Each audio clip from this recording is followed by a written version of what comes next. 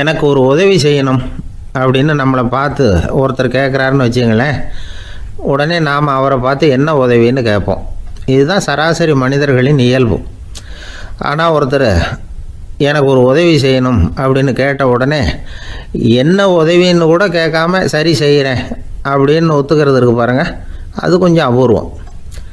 அந்த காலத்தில் ஒருத்தர் இருந்தார். அவர் எப்படி தெரியுமா, உதவி கேட்குறவங்க நல்லவங்களா கெட்டவங்களா அப்படின்னு கூட பார்க்கல, தனக்கு நன்மையா தீமையா அப்படின்னு கூட பார்க்கல, உதவி செய்கிறேன்னு புறப்பட்டு விட்டார். அவர் யார் தெரியுமா? அவர் தான் நல சக்கரவர்த்தி.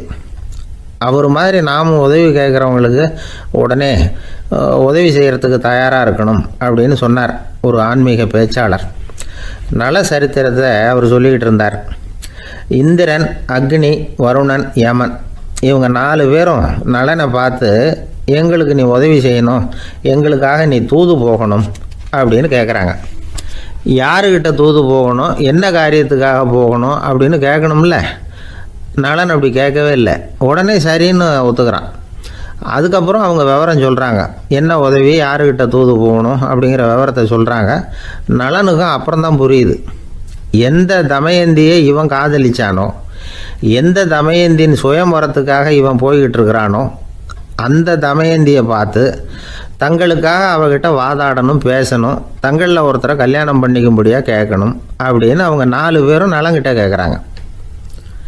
இதை கேட்டதும் நலன் கொஞ்சம் கூட முகம் சுளிக்கலை, பதட்டப்படலை. நேராக தமயந்தி கிட்ட போகிறான். இந்திரன், அக்னி, வருணன், யமன் இவங்களோட சிறப்புகளை எடுத்து சொல்கிறான். இவங்களில் ஒருத்தரை கல்யாணம் பண்ணிக்கலாம் அப்படின்னு சொல்லி கேட்டுக்கிறான். ஆனால் இதுக்கு தமயந்தி சம்மதிக்கலை.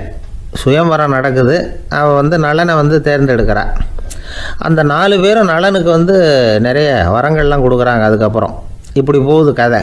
இதில் நாம் கவனிக்க வேண்டியது என்னென்னா, உதவின்னு கேட்ட உடனே என்ன உதவின்னு கேட்காம சரி செய்கிறேன்னு சொன்னான் பாருங்கள், அதை கொஞ்சம் சிந்திக்கணும். செய்கிறேன்னு ஒத்துக்கிட்டதுக்கு அப்புறம் அது என்ன உதவின்னு தெரிஞ்சும் முகம் சுளிக்காமல் அதை செஞ்சான் பாருங்கள், அதையும் கொஞ்சம் சிந்திக்கணும்.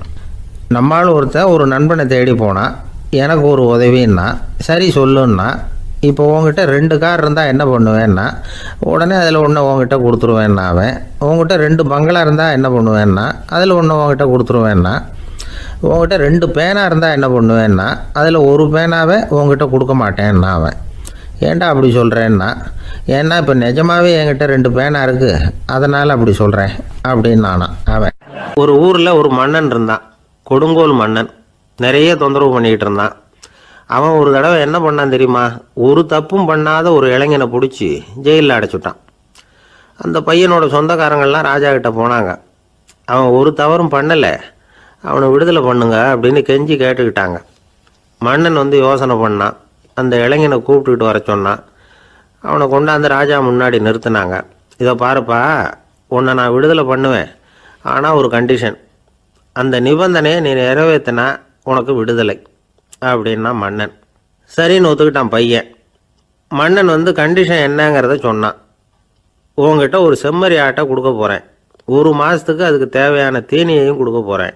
1 மாதம் கழித்து அந்த ஆட்டை எடை போட்டு பார்ப்பேன். அந்த ஆட்டின் எடை கொஞ்சம் கூட கூடி இருக்கக்கூடாது. எடை கூடி இருந்தால் உனக்கு விடுதலை கிடையாது. என்ன சொல்கிற அப்படின்னா. பையனுக்கு ஒன்றும் புரியல, பயமாக போயிட்டுது. குழம்பிக்கிட்டே நின்றுக்கிட்டு இருக்கிறான். சரி, ஒரு நாள் டைம் தரேன், நல்லா யோசனை பண்ணி பார்த்துட்டு நாளைக்கு உன் முடிவை சொல்லு அப்படின்னா மன்னன். பையன் கவலையோடு வெளியில் வந்தான். அங்கே ஒரு பெரியவர் நின்றுக்கிட்டு இருந்தார். அவர்கிட்ட விஷயத்தை சொன்னான். அந்த பெரியவர் இந்த பையனுக்கு காதோட காதாக ஒரு வழியை சொல்லி கொடுத்தார். அதை கேட்டதும் பையன் மறுபடியும் மன்னன் முன்னாடி நின்னா, உங்கள் நிபந்தனையை ஏற்றுக்கிறேன்னு சொன்னான். மன்னன் ஒரு ஆட்டுக்குட்டியையும் அதுக்கு 1 மாதத்துக்கு தேவைப்படுற தீவனத்தையும் கொடுக்கும்படியாக உத்தரவு போட்டான். கொடுத்தாங்க, ஓடிட்டு போயிட்டான். 1 மாதம் தினமும் தவறாமல் அந்த தீவனத்தை ஆட்டுக்குட்டிக்கு போட்டுக்கிட்டு இருக்கிறான். 1 மாதம் கழித்து அந்த ஆட்டை அரண்மனைக்கு ஓட்டிகிட்டு போனான். மன்னன் அதை எடை போட்டு பார்க்குறான், எடை கூடவே இல்லை, அப்படியே தான் இருக்குது. உடனே போட்ட நிபந்தனைப்படி அந்த இளைஞனை விடுதலை பண்ணிவிட்டான். சரி, ஆட்டுக்கு எடை கூடாமல் இருக்கிறதுக்கு அந்த பெரியவர் சொல்லி கொடுத்த யோசனை என்ன அப்படின்னா, அது வேற ஒன்றும் இல்லை. அந்த ஆட்டுக்கு எதிரில் அது கண்ணில் படுற மாதிரி ஒரு ஓநாயை கட்டி போட சொன்னார். அவ்வளவுதான். ஆட்டுக்கு ஓநாய்ங்கிறது பிறவி பகை. ஓநாயை பார்த்தா ஆடு நடுங்க ஆரம்பிச்சிரும், அவ்வளவு பயம். தினமும் அந்த ஆடு பயந்துக்கிட்டே தீனி சாப்பிட்டுது, எடை கூடல. அதுதான் ரகசியம். இது சின்ன பிள்ளைங்களுக்கான ஒரு கதை. இதிலேருந்து தெரிஞ்சுக்க வேண்டிய உண்மை என்னென்னா, நாமெல்லாம் சாப்பிட்றப்ப மனசும் உடம்பும் அமைதியாக இருக்கணும். அப்போ தான் அது உடம்புல விட்டும். அவசரத்துலேயும் பயத்துலேயும் சாப்பிட்டா அது சரியாக ஜீரணமாகாது. இன்னொரு ராஜா இருந்தார். அவரும் ஒரு இளைஞனை ஜெயிலில் அடைச்சி விட்டார். விடுதலை பண்ணணும்னா ஒரு கண்டிஷன்னார். என்னன்னு கேட்டான். ஒரு ஆட்டுக்குட்டியை அவன் முன்னாடி கொண்டாந்து நிறுத்துவேன், நீ அதுக்கிட்ட ஒரு கேள்வி கேட்கணும், அதுக்கு சரியான பதிலை சொல்லணும், அப்படி செஞ்சுட்டா உனக்கு விடுதலைன்னார். இளைஞன் யோசனை பண்ணி பார்த்தான். சரின்னு ஒத்துக்கிட்டான். அது பிரகாரமே ஆட்டுக்குட்டியை பதில் சொல்ல வச்சுட்டான். என்ன நடந்தது தெரியுமா? ஆட்டுக்குட்டியை கொண்டாந்து நிறுத்தினாங்க. இவன் மெதுவாக அதுக்கிட்ட போனான். அது காதுகிட்ட போய் ஏப்ரலுக்கு அடுத்த மாதம் என்ன மாதம்னு கேட்டான். அது உடனே மேன்னு கத்திச்சு. இவன் விடுதலை ஆகிட்டான். ஒரு காடு, நல்ல மரம்லாம் செழிச்சு இருந்தது. அப்படிப்பட்ட காட்டில் ஒரு சாது இருந்தார். அவர் எப்படின்னா, எப்பவும் ஒரு மரத்தடியில் உட்காந்துருப்பார்.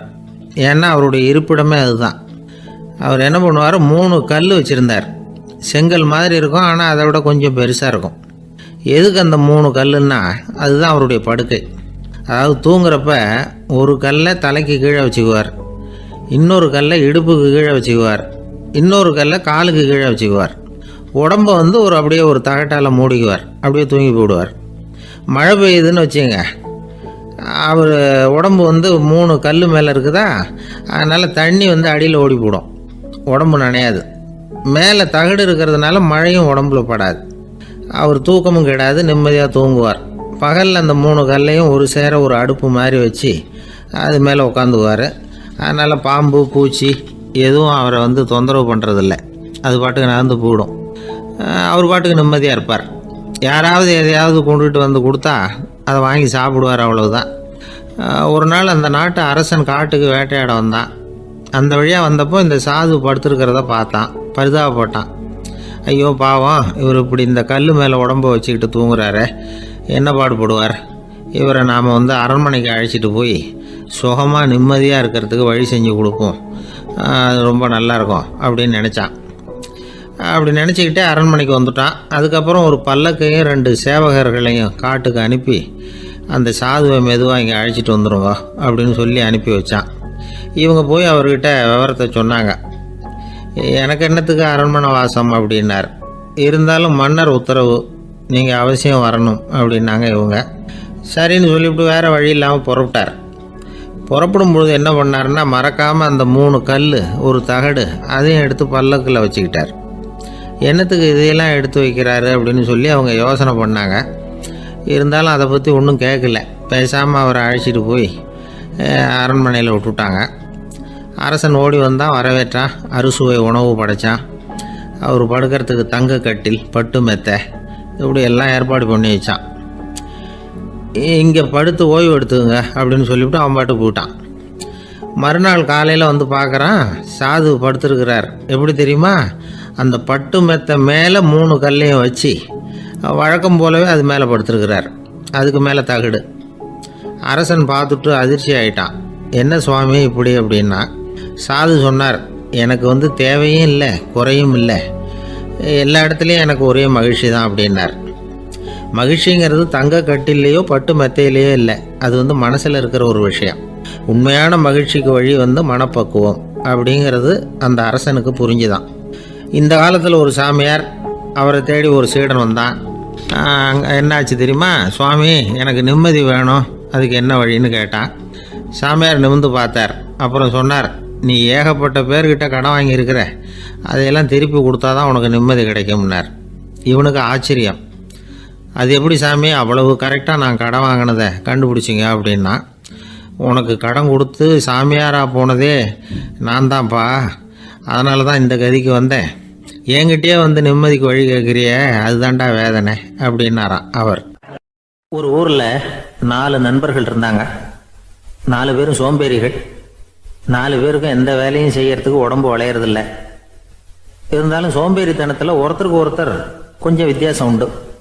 அதுக்கு தகுந்த மாதிரி அவங்களுக்கு பேர் அமைஞ்சு போச்சு. ஒருத்தன் கால் சோம்பேறி, இன்னொருத்தன் அரை சோம்பேறி, அடுத்தவன் 3/4 சோம்பேறி, கடைசி ஆள் முழு சோம்பேறி. இவங்க 4 பேரும் நண்பர்கள். அப்புறம் எப்படி காரியம் நடக்கும்? 4 பேரும் ஒரு வீதியில் அப்படியே நடந்து போய்கிட்டு இருக்கிறாங்க. நல்ல பசி. எங்கேயாவது சோறு போடுவாங்களா அப்படின்னு பார்த்துக்கிட்டே வந்தாங்க. அவங்க வந்த வழியில் ஒரு ரூபா காசு கிடந்தது தரையில். அவங்க கண்ணில் அது பட்டுது. ஆனாலும் அதை குனிஞ்சு எடுக்கணுமே, அதுக்கு சோம்பேறித்தனம். முழு சோம்பேறி பார்த்தான். பக்கத்தில் வந்துக்கிட்டு இருந்த முக்கால் சோம்பேறிக்கிட்ட சொன்னானா, டேய் அதை கொஞ்சம் குனிஞ்சு எடுறா அப்படின்னானா. அவன் என்ன பண்ணான் தெரியுமா, அதுக்கு அடுத்தபடியாக வந்த அரை சோம்பேறிக்கிட்ட சொன்னானா, டேய் நீ அதை கொஞ்சம் குனிஞ்சு எடுறா அப்படின்னானா. அவன் இவனை விட மோசம், அடுத்தவங்ககிட்ட சொல்லியிருக்கிறான். அவனும் குனியறதுக்கு தயாராக இல்லை. ஆக கூடி கடைசியில் யாருமே காசை எடுக்கலை. என்னத்துக்கு அனாவசியமாக உடம்ப வளைச்சிக்கணும் அப்படின்னு எல்லாரும் பேசாமல் வந்துட்டாங்க. அவங்க பாட்டுக்கு நடந்து வந்துக்கிட்டே இருக்கிறாங்க. எதிரில் ஒருத்தன் வாழைப்பழத்தை வண்டியில் வச்சு தள்ளிக்கிட்டே வந்தான். ரூபாய்க்கு 4 பழம்னு கூவி விற்றுக்கிட்டே வர்றான். இப்போ அந்த முழு சோம்பேறி சொன்னானா, டேய் வழியில் கிடந்ததை 1 ரூபா, அதையாவது எடுத்துக்கிட்டு வந்திருந்தா இப்போ இந்த பழத்தை வாங்கி ஆளுக்கு ஒன்று சாப்பிட்லாமே அப்படின்னானா. ஆமாம் சாப்பிட்ருக்கலாமே அப்படின்னாங்களாம் மற்றவங்களும். ஆனாலும் திரும்பி போய் அதை எடுக்கணும்னு யாருக்கும் தோணலை. பேசாமல் சோர்ந்து போய் நடந்து வந்தாங்களாம். இருட்டி போச்சு. வழியில் ஒரு கோவில். சரி இங்கேயே படுத்து தூங்குவோம் அப்படின்னா ஒருத்தன். அதுதான் சரின்னாங்க மற்றவங்களும். அப்படியே மண்டபத்தில் படுத்துட்டாங்க.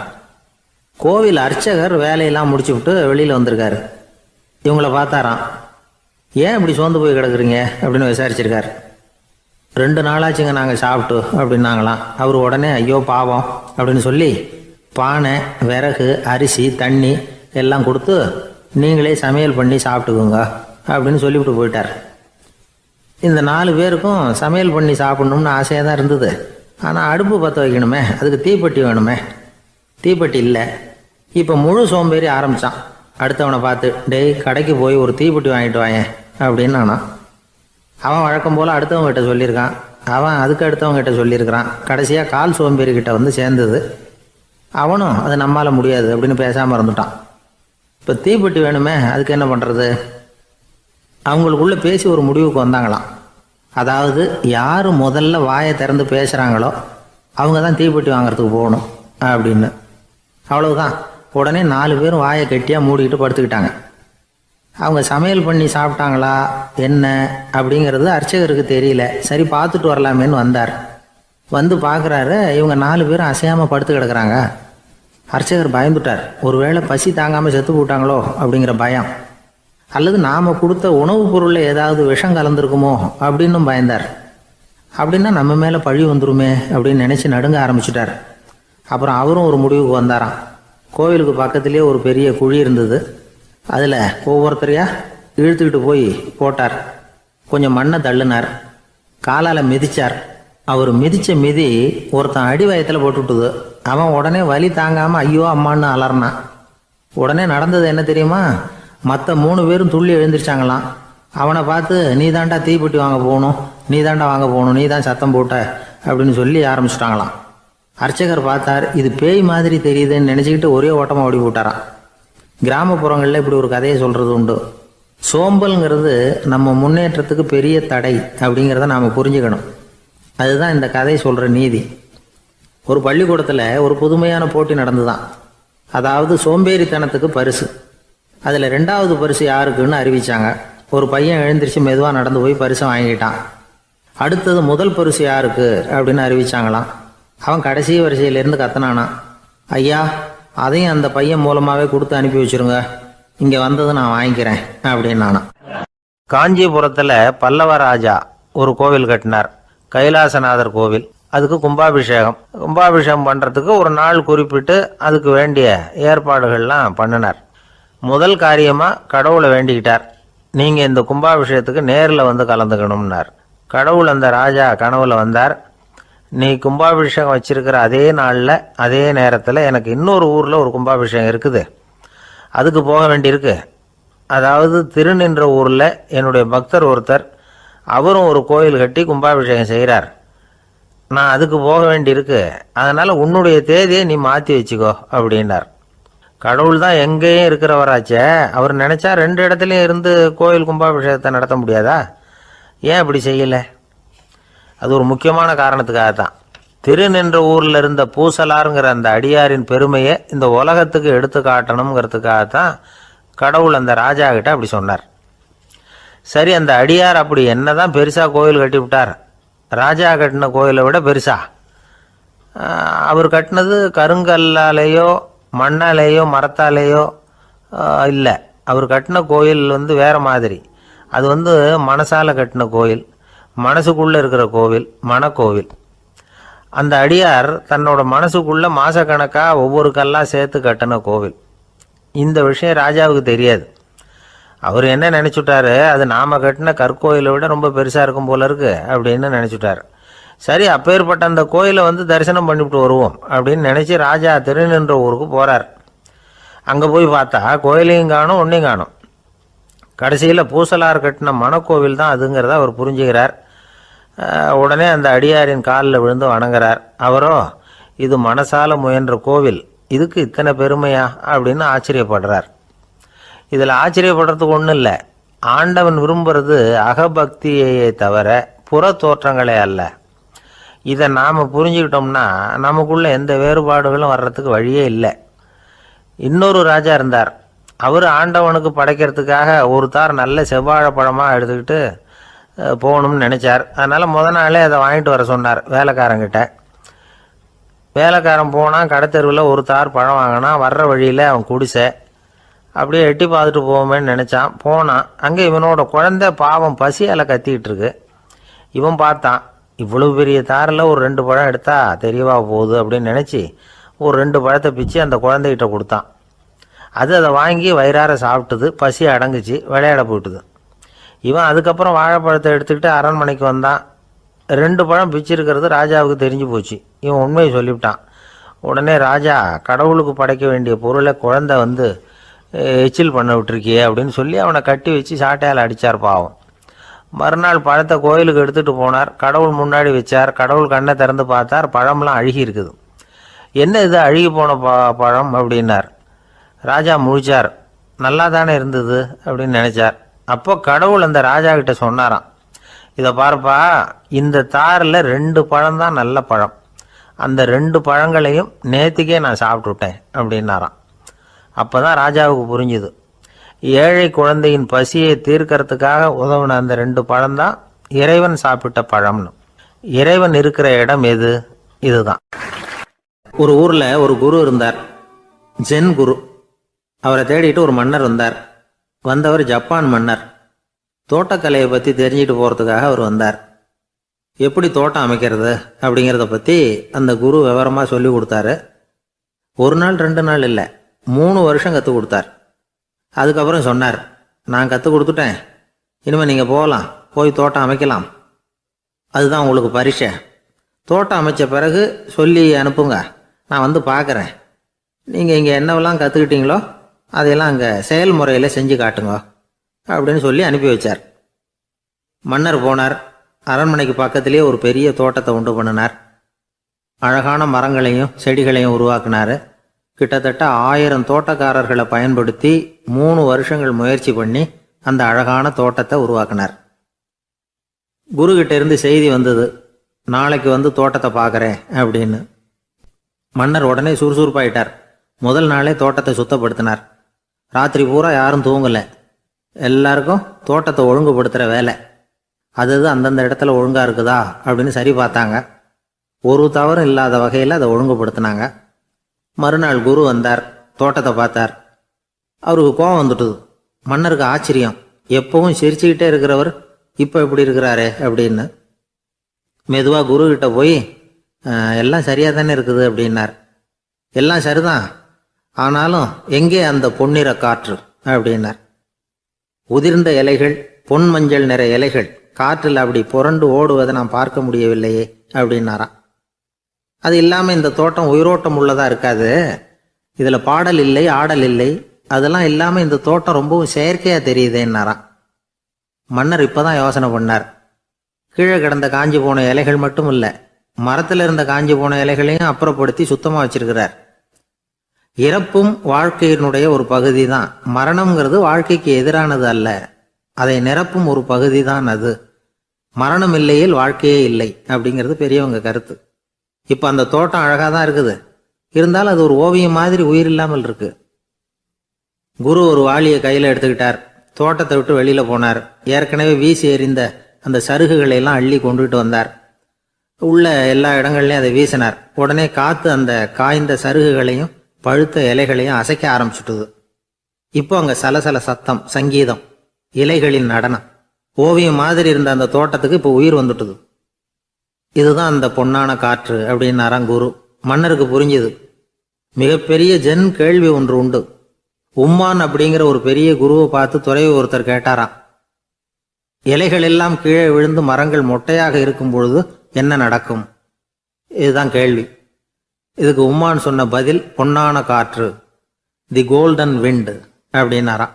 இதுக்கு என்ன விளக்கம்னா, உன்னுடைய எண்ணங்கள் எல்லாம் உன்னுடைய மனசிலிருந்து கீழே விழுந்து உனது உள்ளுணர்வானது மொட்டையாக நிற்கும் நிலைதான் அது. உனது வேர்களின் அருகில் காற்று வீசுகிறது. எல்லா எண்ணங்களும் உன்னிலிருந்து வெகு தூரத்துக்கு புரண்டு கொண்டே சென்று விடுகிறது. நீ அவற்றை கடந்து விட்டால் நீ அவைகளுக்கெல்லாம் மேலெழுந்து கீழே பார்ப்பவனைப் போல நிற்க ஆரம்பித்து விடுவாய். அதுதான் தியானம் என்பது அப்படின்னு சொல்றாங்க. தியானம்ங்கிறது எண்ணத்துக்கு எதிரானதில்லை. தியானம்ங்கிறது எண்ணங்களை கடந்து செல்வது தான். அதுக்கப்புறம் நாம பொன்னிற காற்றுல ஆட ஆரம்பிச்சிருவோம். இதுதான் பெரியவர்கள் சொல்றது. என்கிட்ட ஒருத்தர் தோட்டம் அமைக்கணும்னு யோசனை கேட்டு வந்தார். எல்லாம் சொல்லி கொடுத்தேன். செடிகள்லாம் செழிப்பாக வளரணும்னா வேர் காயாமல் பார்த்துக்குங்க, தினமும் தண்ணி விடுங்க அப்படின்னு சொல்லி அனுப்பி வச்சேன். ஒரு மாதம் கழிச்சு ஒரு தோட்டத்தை பார்க்கறதுக்காக போனேன். போய் பார்த்தா எல்லா செடியும் வாடி கிடக்குது. என்னங்க இப்படி பண்ணிவிட்டீங்கன்னு. நீங்கள் சொன்னபடி தான் செஞ்சேன்னார். என்ன செஞ்சீங்கன்னு கேட்டேன். வேர் காயாமல் பார்த்துக்க சொன்னீங்க, தினமும் ஒரு தடவை எல்லா செடியையும் ஒவ்வொன்றா பிடுங்கி பார்த்து வேர் காயாமல் இருக்கா அப்படின்னு பார்த்துட்டு அதுக்கப்புறம் தண்ணி பாய்ச்சினேன், அவ்வளவுதான் அப்படின்னார். ஒரு ஊரில் ஒரு புகழ்பெற்ற பத்திரிகையாளர் இருந்தார். அவர் ஒரு நாள் திடீர்னு இறந்து போயிட்டார். அதுக்கப்புறம் நேராக சொர்க்கத்துக்கு போனார். சொர்க்கத்தின் வாசலில் நின்றுக்கிட்டு இருந்த ஒருத்தர் அவரை தடுத்தார். இதை பாரு, ஏற்கனவே இங்கே 12 பத்திரிகையாளர்கள் இருக்கிறாங்க, அவங்களுக்கே இங்கே வேலை இல்லை. அதுக்கு என்ன காரணம்னா, சொர்க்கத்தில் திடுக்கிடும் செய்திகள்லாம் ஒன்றும் கிடையாது.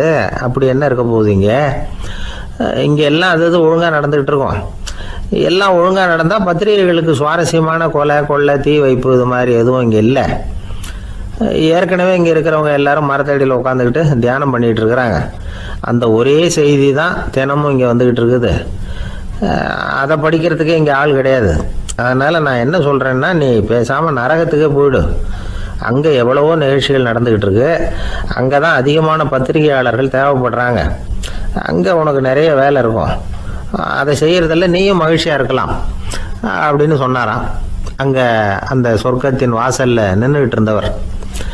இந்த பத்திரிகையாளர் அங்கேயே நின்று கொஞ்சம் யோசனை பண்ணார். இவருக்கு சொர்க்கத்திலே இருக்கணும்னு தான் ஆசை. அதனால் மெதுவாக அவர்கிட்ட பேசினாராம். ஐயா, என்னை ஒரு 24 மணி நேரம் இங்கே உள்ளே இருக்கிறதுக்கு அனுமதி கொடுங்க. இங்கே இருக்கிற பல பத்திரிகையாளர்களை எனக்கு தெரியும். அவங்களில் சில பேரை சமாதானப்படுத்தி மெதுவாக பேசி நரகத்துக்கு அனுப்பி வச்சுட்றேன். நான் இங்கே இருந்துக்கிறேன். உங்கள் கணக்குப்படி 12 பேருக்கு மேலே இங்கே தாண்டாது, அப்படி பார்த்துக்கிறேன் அப்படின்னாராம். அவரும் யோசனை பண்ணி பார்த்துட்டு, சரி அப்படியே உனக்கு அனுமதி கொடுக்குறேன், ஆனால் ஒரு விஷயம், 24 மணி நேரம் தான் அனுமதி, அதுக்குள்ளே எல்லாம் நடக்கணும் அப்படின்ட்டுருக்கார். சரின்னு சொல்லிவிட்டு இந்த பத்திரிகையாளர் உள்ளே போனார். யோசனை பண்ணார். திட்டம் போட்டு ஒரு பொருளையை கிளப்பி விட்டார். சக பத்திரிகையாளர்கள் எல்லாம் கூப்பிட்டு சொன்னாராம், இதை பாருங்க, நரகத்தில் ஒரு பெரிய தினசரி பேப்பரை கொண்டுகிட்டு வர்றதுக்காக திட்டம் போட்டுக்கிட்டு இருக்காங்க. அதுக்கு பல அதிகாரிகள் தேவைப்படுறாங்க. நிறைய சம்பளம் கிடைக்கும்.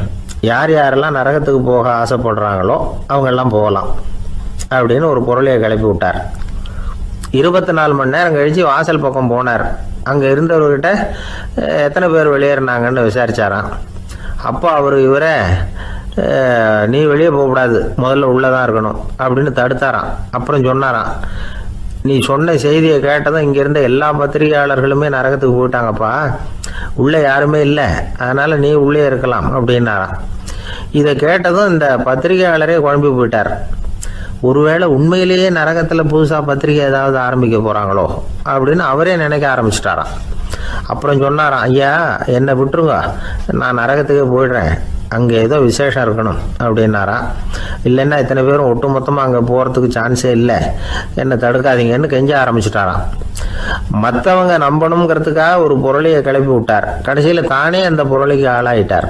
அதாவது பிறரை ஏமாற்றிய அவரது மனம் கடைசியில் அவரையே ஏமாற்ற ஆரம்பிச்சுட்டு பாருங்க. நீங்கள் இப்படி அடுத்தவங்களை ஏமாத்துறதுக்கு உங்கள் மனசை பழக்கப்படுத்துறீங்க. ஆனால் கடைசியில் அதனால் நீங்களே ஏமாற்றப்படுகிறீர்கள். அப்படிங்கிறது பெரியவர்களுடைய புத்திமதி.